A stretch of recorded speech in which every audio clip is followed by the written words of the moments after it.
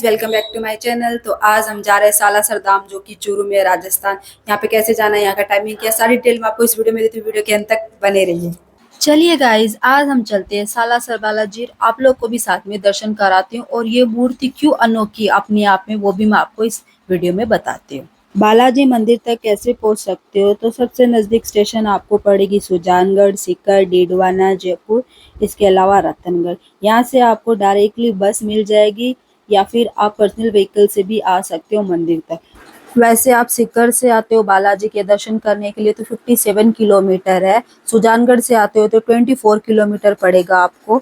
लक्ष्मणगढ़ से आओगे तो 30 किलोमीटर की दूरी पे पड़ेगा। तो आप पे डिपेंड करता है आप कौन से स्टेशन से आ रहे हो। आज हम दर्शन करेंगे हनुमान जी के अनोखे रूप में, जिसमें आपको दाढ़ी और मूंछ देखने को मिलेगी इस मंदिर में, फोटो में। और इसके पीछे भी एक कहानी है। वो क्या कहानी है मैं आपको इस वीडियो में बताती हूँ।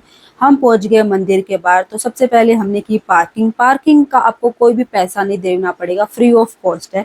पार्किंग करने के बाद हम धीरे धीरे एक एक उतर रहे थे कार से। और यहाँ आने के बाद पता चला कि हमने सोचा था बहुत ज्यादा लेट हो जाएगा, बहुत टाइम जाएगा, बट हम बिल्कुल टाइम पे पहुंच गए थे। यहाँ पे अराउंड हम पहुंच गए थे 11 बजे तक। तो यहाँ पहुंचने के बाद सबसे पहले मैं आपको मंदिर का टाइमिंग बताती हूँ। मंदिर का टाइमिंग है सुबह 6 बजे से लेकर रात को 9 बजे। उसके बीच में आप कभी भी दर्शन करने के लिए यहाँ पे आ सकते हो।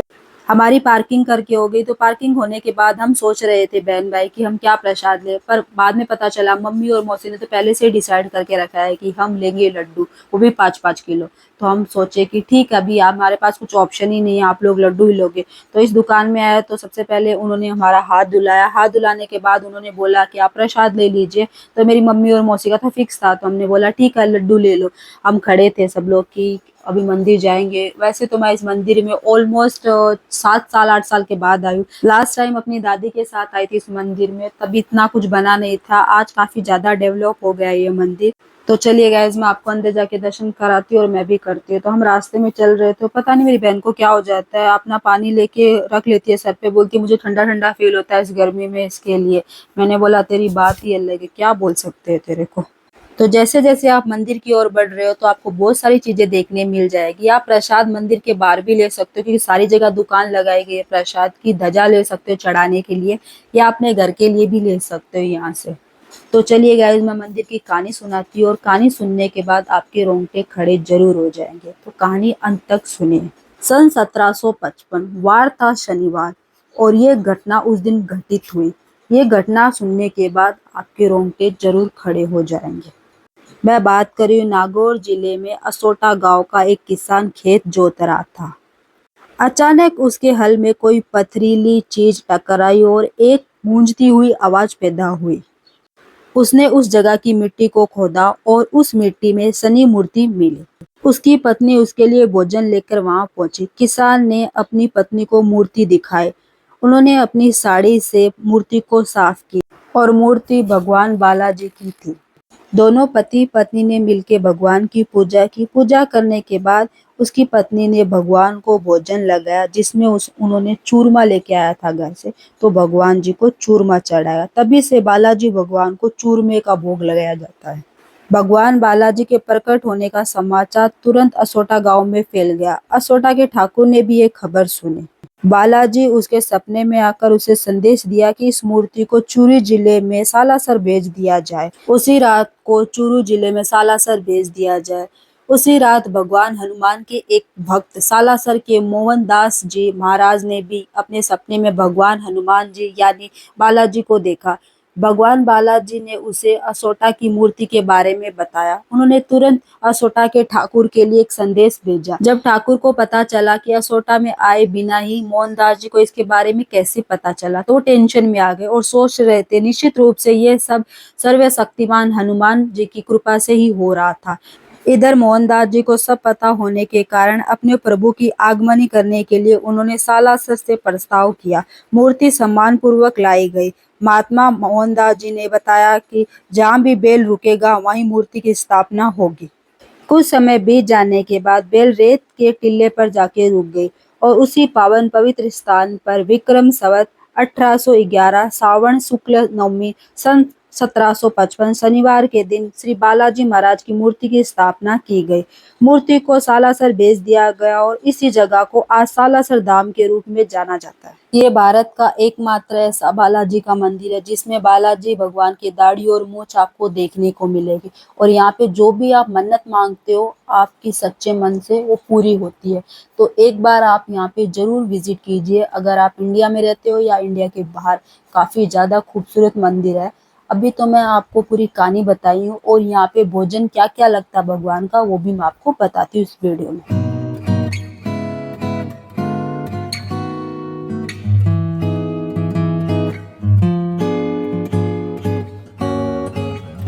तो चलिए गाइज मैं आपको बताती हूँ कि बालाजी भगवान के कौन कौन से भोग लगते हैं। वैसे तो बालाजी भगवान भाव के भूखे होते हैं, फिर भी अगर आप प्रसाद चढ़ाते हो, बूंदी के लड्डू चढ़ा दीजिए 5 किलो 10 किलो। अगर आपने स्वामणी बोली है कि मेरा ये काम पूरा हो जाए तो आप लड्डू चढ़ा सकते हो, या फिर बाजरे का चूरमा चढ़ा सकते हो, या सादा चूरमा चढ़ा सकते हो, पेड़े चढ़ा सकते हो, बेसन की बर्फी। ये सब भगवान की फेवरेट है और ये चढ़ाने के बाद भगवान जल्दी प्रसन्न होते हैं। अगर आपकी इच्छा है कि इनमें से कोई भी प्रसाद चढ़ाओ तो आप आराम से चढ़ा दीजिए। तो हमने जूता चप्पल यहाँ पे रखा अच्छे से और यहाँ आने के बाद आपको देखने को मिलेगा कि यहाँ पे 4 गेट है। किसी से भी आप एंट्री लेके भगवान जी के दर्शन कर सकते हो आराम से। यहाँ भगवान हनुमान जी के भक्त मोहनदास जी के द्वारा पवित्र अग्नि जलाई गई है जो आज भी जल रही है। काफी ज्यादा श्रद्धालु और तीर्थ यात्री यहाँ से पवित्र विभूति अपने घर के लिए लेके जाते हैं। तो चलिए गाइज मैं आपको आरती का टाइमिंग बता दें। सबसे पहले आरती होती है सुबह 5:30 बजे से लेके 5:50 तक और फिर होती है शाम को डायरेक्टली आरती 6 बजे से लेके 6:20 तक। उसके बाद डायरेक्टली रात को होती है 10 बजे से लेके 10:20 तक। इनमें से आप कोई भी आरती अटेंड कर सकते हो अगर आप जल्दी आ गए तो। इसके अलावा हनुमान जन्म उत्सव का उत्सव हर साल चैत्र शुक्ल चतुर्दशी और पूर्णिमा को मनाया जाता है। श्री हनुमान जन्म उत्सव के इस अवसर पर भारत के लाखों लोग यहाँ पे दर्शन करने के लिए आते हैं। तो अगर भी आपको भी मौका मिलता है तो आप भी एक बार जरूर यहाँ पे दर्शन करने के लिए आइएगा। यहाँ पे हर साल 2 मेला आयोजित किया जाता है। अगर आप उसमें शामिल होना चाहते हो तो मैं डिस्क्रिप्शन में मेंशन कर दूंगी कौन कौन से मेले हैं, तो डायरेक्टली आप देख के आ सकते हो। इसके अलावा यहाँ पे हर दिन स्वामनी होती है तो आप प्रसाद का आनंद ले सकते हो। और यहाँ पे जो भी आप इच्छा मांगते हो अगर आप पूरी हो जाती है तो आप नारियल चढ़ाने के लिए भी आ सकते हो। देखिए काफी ज्यादा पुराना पेड़ है और यहाँ पे देखो कितने ज्यादा नारियल चढ़ाए हुए हैं ऑलरेडी।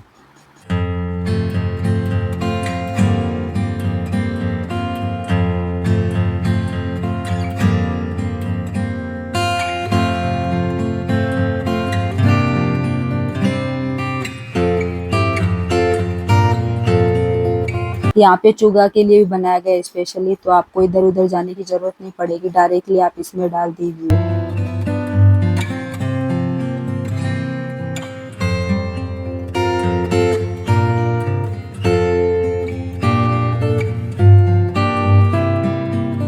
ये पूरा भारत में इकलौता ऐसा मंदिर है जिसमें भगवान को दाढ़ी और मूंछ है हनुमान जी को। ये क्यों है?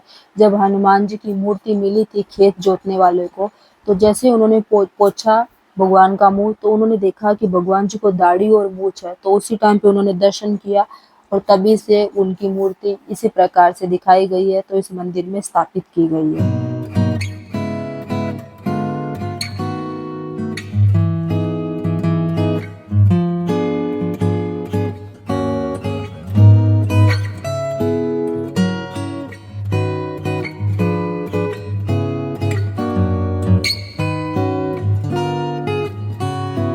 तो अभी हमारा दर्शन करके अगर आप लोग को मैंने ऑनलाइन दर्शन करा दिया है, तो अगर आप यहाँ पे आते हो तो कम से कम आप 2 घंटे तो यहाँ पे रुक के जाइए, क्योंकि यहाँ आने के बाद आपका ऐसा मन करेगा कि आप घर पे जाओ ही नहीं। इसके अलावा अगर आप यहाँ पे आते हो तो 2 मंदिरों नजदीक, तो वहाँ पे भी आप दर्शन कर सकते हो। एक अंजनी माता का मंदिर है जो कि लक्ष्मणगढ़ में है, सालासर से सिर्फ 2 किलोमीटर की दूरी पे, और दूसरा मंदिर है सयान माता मंदिर जो यहाँ से लगभग 15 किलोमीटर की दूरी पर है। रेगिस्तान पे पहाड़ों पे बनाया गया मंदिर है, उसमें भी आप दर्शन कर सकते हो। माना जाता है कि सयान माता का मंदिर 1100 साल पुराना है, तो इसमें आप दर्शन करने जाओगे तो आपको अद्भुत चीज देखने को मिलेगी। तो हम तो बालाजी के दर्शन किए, उसके बाद हम देखते हैं कि और कौन कौन से भगवान के दर्शन करने जाते हैं अभी।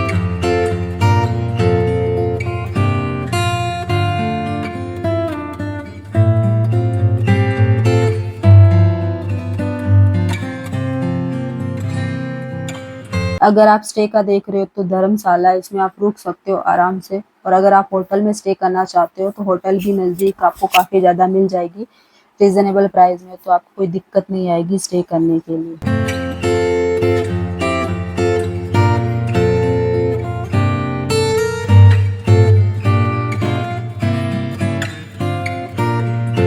तो अभी हम चढ़ा रहे हैं प्रसाद। डायरेक्टली आप अंदर प्रसाद नहीं चढ़ा सकते हो, इधर से ही चढ़ाना पड़ेगा आपको प्रसाद। प्रसाद चढ़ाने के बाद आप यहाँ पे जो भी मन्नत मांगते हो वो आपकी पूरी हो जाती है, तो नारियल में आप बांध के रख सकते हो।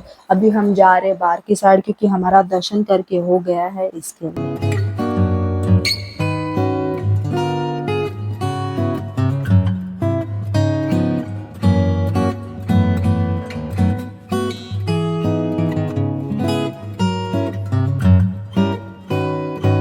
इस गेट पे आते ही आपको ऐसा लगेगा फ़ोटो तो निकालनी ही चाहिए, तो मैं अपनी फ़ोटो निकाल रही थी और यहाँ पे बहुत ज़्यादा पब्लिक अपनी-अपनी फ़ोटो निकाल रहे थे, कोई वीडियो बना रहे थे यहाँ पे खड़े होके।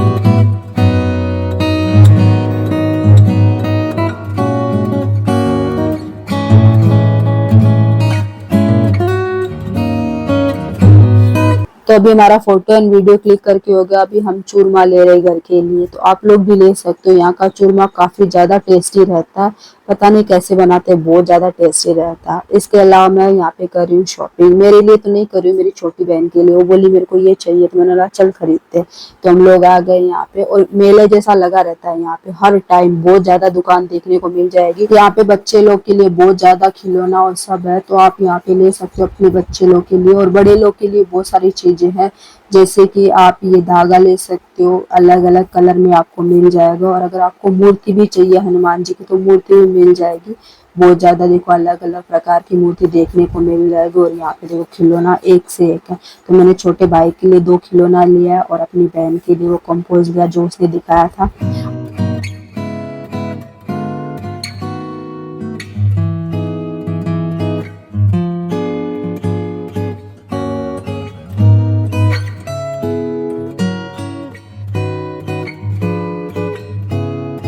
तो गाइज मैं वीडियो यहाँ पे स्टॉप करती हूँ। अगर वीडियो अच्छा लगा हो तो लाइक कीजिए, शेयर कीजिए, कमेंट कीजिए, अपने दोस्तों के साथ शेयर कीजिए, फैमिली के साथ शेयर कीजिए, ताकि वो लोग भी आराम से यहाँ तक आ सकते हैं। वैसे गाइज नेक्स्ट व्लॉग में मिलते हैं, तब तक के लिए enjoy your day, bye bye.